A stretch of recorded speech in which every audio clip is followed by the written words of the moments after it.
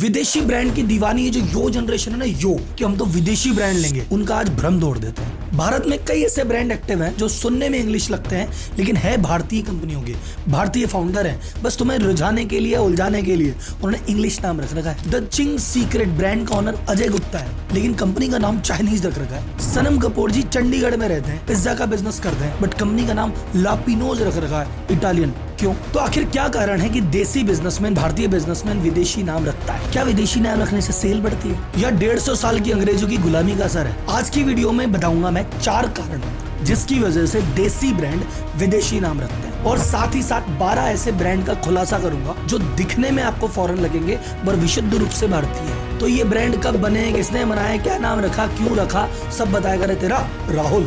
तो जनता जनार्दन की जय बोल के करें वीडियो की शुरुआत।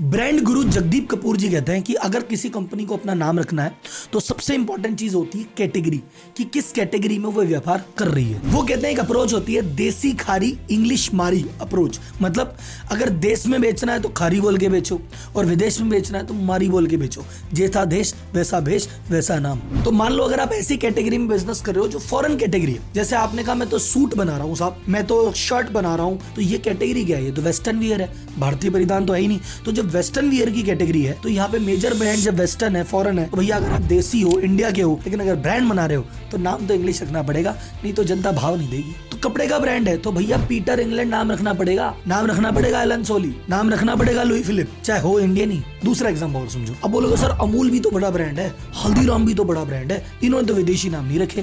तो ये विदेशी आइटम भी तो नहीं बेच रहे, ये तो बेच रहे मिठाई, नमकीन, दूध, पनीर, इसमें तो भैया देसी ही चलेगा। अमूल पिज्जा बेचेगा तो आपको हजम नहीं होगा, पिज्जा तो आपको डोमिनोज का हजम होता है। अमूल पिज्जा नाम से आप लोग अमूल के पिज्जा समझ नहीं आया। हल्दीराम का हलवा खा लोगे, हल्दीराम का केक आपको लगेगा पता नहीं इससे बैठेगा कि नहीं। केक आपको विदेशी चाहिए पर मिठाई आपको देसी चाहिए। सेकंड रीजन ये भैया अंग्रेजों की गुलामी वाला भी है। 47 के बाद से आपको पता है भारत में बहुत ज्यादा बिजनेस को मोटिवेट नहीं किया गया, बिजनेस के लिए ज्यादा बढ़ के काम नहीं हुआ, बहुत ज्यादा ब्रांड इंडिया में थे नहीं। तो उस समय अगर किसी को कोई अच्छी चीज चाहिए, बढ़िया चीज चाहिए, तो वो सारे ब्रांड विदेशी अवेलेबल थे।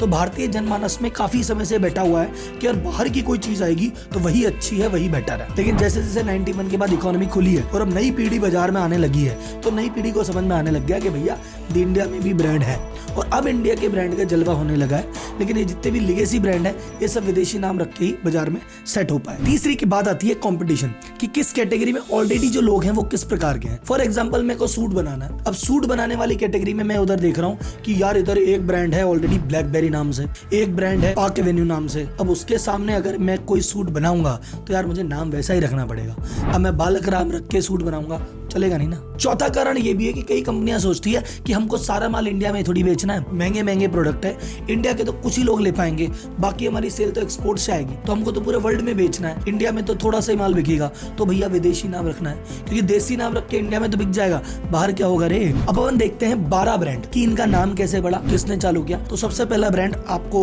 शॉक होगा, बहुत से लोगों के लिए शॉकिंग है, क्योंकि मेरे लिए भी शॉकिंग था। पहला ब्रांड है लैक्मे। सर लैक्मे, हाँ जी लैक्मे अभी किसके पास है? हिंदुस्तान यूनिलीवर के पास। पर लैक्मे ब्रांड की शुरुआत की थी टाटा ने। जी हाँ, जब स्टार्टिंग इन्होंने की थी तो इन्होंने फ्रेंच कोलैबोरेशन में की थी, फ्रेंच पार्टनर के साथ इन्होंने इसको चालू किया था। तो इन्होंने कहा ऐसा नाम रखो जो फ्रेंच में भी पॉपुलर हो और इंडिया में भी। तो नाम सुना लैक्मे। तो लैक्मे नाम से फ्रेंच में एक ओपेरा था जो बहुत ज्यादा फेमस था, और इंडिया में लैक्मे से लक्ष्मी नाम कनेक्ट करते हुए इसका नाम फिर लैक्मे रखा। तो इंडिया वालों के लिए लक्ष्मी हो गया और फॉरेन वाले इसको लैक्मे नाम से जानने लगे। फिर 1998 में टाटा ने कहा हम तो कोर बिजनेस पे ध्यान देंगे, ये हमारे लिए बस साइड में चीज चालू हो गई, ये अपने काम की नहीं है, इसको हटाओ।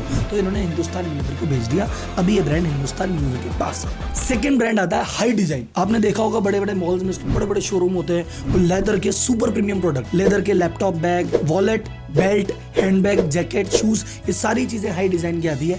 ये ब्रांड दिलीप कपूर जी ने चालू किया था और शौकिया रूप में चालू किया था, और इसका पहला स्टोर खुला था 1978 में पौंडीचेरी में। तीसरा ब्रांड है एलन सोली। एलन सोली ब्रांड फेमस है फ्राइडे ड्रेसिंग के लिए, कि जो कॉर्पोरेट में फ्राइडे को होता है ना कैजुअल पहनो, तो वहां पे एलन सोली ने अपना ब्रांड बनाया था। ये ब्रांड चालू हुआ था विलियम हॉलिन्स एंड कंपनी ने 1744 में इंग्लैंड में चालू किया था ब्रांड को, लेकिन 1993 में भारत की मधुरा फैशन ने इसको खरीद लिया, और मधुरा फैशन अभी काम कर रही है आदित्य बिरला के साथ 30 साल से इसका भारतीय ओनर है। चौथी कंपनी एकदम डिफरेंट, आपने कभी जिंदगी में नहीं सोचा होगा, मैंने तो बिल्कुल ही नहीं सोचा था। चौथी कंपनी का नाम है ईस्ट इंडिया कंपनी। ये वही कंपनी है जो भारत में आई थी, जिसने भारत पे राज किया था, भारत को गुलाम बनाया था। अब धीरे धीरे इस कंपनी की हालत हो गई खराब। इस कंपनी को एक इंडियन ने खरीद लिया, संजीव मेहता ने, और इस कंपनी के अंडर लग्जरी प्रोडक्ट्स वगैरह लॉन्च करते हैं। पांचवा ब्रांड आता है डे मिलानो। नाम का मतलब है मिलान, जो इटली का एक शहर है, उसके पावरफुल लुक। ये ब्रांड हुआ था दिल्ली में स्टार्ट 1989 में। मलिक साहब ने इसको चालू किया था और अब उनके बेटे साहिल मलिक, जो कि कंपनी के सीईओ है, इसको रन करते हैं। इनके एशिया और मिडिल ईस्ट में मिला के 85 से ज्यादा स्टोर है। 21 इंडियन एयरपोर्ट पे इनका सामान आपको मिल जाएगा।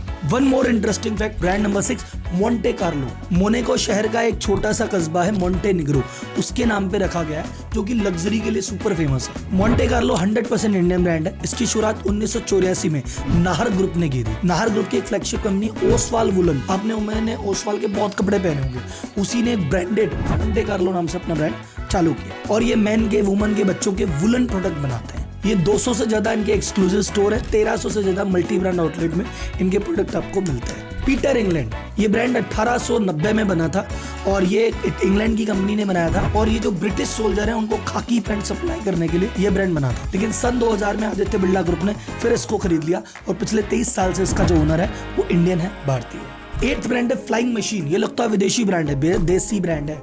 इंडिया का पहला डेनिम ब्रांड, इंडिया का पहला जीन्स ब्रांड, और ये ब्रांड अभी है अरविंद मिल्स के पास, इसकी ओनरशिप है। नेक्स्ट ब्रांड आता है लुई फिलिप। ये भी भाई साहब हमारे आदित्य बिरला फैशन, आदित्य बिरला जी ने धूम मचा रखी है, कपड़े की कैटेगरी में बहुत अच्छा काम करते हैं। एलन सोली ले चुके हैं, पीटर इंग्लैंड ले चुके हैं, लुई फिलिप ले चुके हैं, और आगे एक और ब्रांड आएगा नेक्स्ट ब्रांड, उसको भी अपन कवर कर लेते हैं, वैन होजन, वो भी आदित्य बिरला जी का है। नेक्स्ट ब्रांड आता है फन एंड पेटल। नाम सुन के लगता है तो विदेशी ब्रांड है, नहीं भाई साहब, ये 100% इंडियन ब्रांड है। फूलों के सबसे बड़े रिटेलर हैं इंडिया के, और इसकी शुरुआत हुई है 1994 में विकास गुटकुटिया जी ने। ये फ्लावर्स के अलावा प्लांट भी देते हैं, केक भी देते हैं, गिफ्ट भी होम सप्लाई करते हैं। आई होप आपने इनके प्रोडक्ट काम में लिए होंगे। और last but not the least, Indians का फेवरेट ब्रांड लेके आते हैं ओल्ड मॉन्क। ओल्ड मॉन्क किसको नहीं पता, आइकॉनिक इंडियन डार्क रम है। 1954 में वैद रतन मोहन ने इसको स्टार्ट किया था, और ये बनती है आपके गाजियाबाद उत्तर प्रदेश में। हमको ऐसा लगता है विदेशी ब्रांड, भाई साहब कचूना है। अच्छा 12 के तो मैंने एग्जाम्पल दिए, ऐसे 120 ब्रांड और होंगे। अच्छा चिंग्स सीक्रेट जो है वो चाइनीज ब्रांड है, उस पे केस स्टडी अलग से। उसके बाद लापिनोज है, वो उस पे केस स्टडी अलग से है। इसके अलावा और कोई ऐसा ब्रांड जो आपको लगता हो जो मैंने कवर नहीं किया है, वो मैंने आपके लिए छोड़ दिया। तो कमेंट बॉक्स में मुझे सारे ब्रांड बताओ जिनका नाम अंग्रेजी है और है इंडियन। कमेंट बॉक्स भाई साहब भर जाना चाहिए।